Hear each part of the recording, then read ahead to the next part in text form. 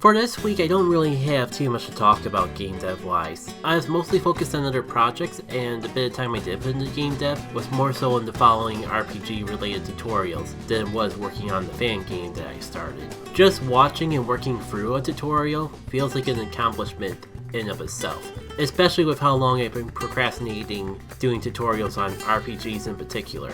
It was only 15 minutes, but it definitely took me way longer than that, especially spread out through multiple days. But because of that, I can finally say I've programmed the bare minimum of turn-based combat.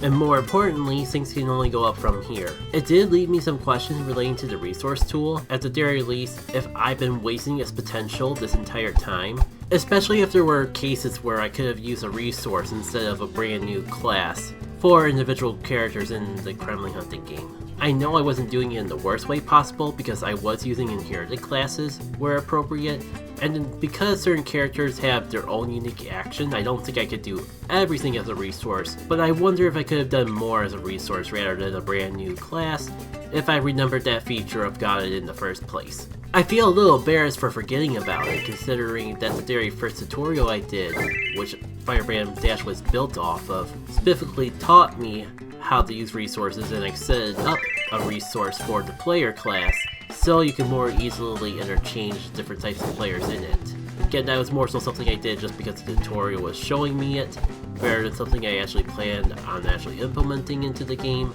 But oh well, at this point in time, it's never a waste as long as I'm learning something.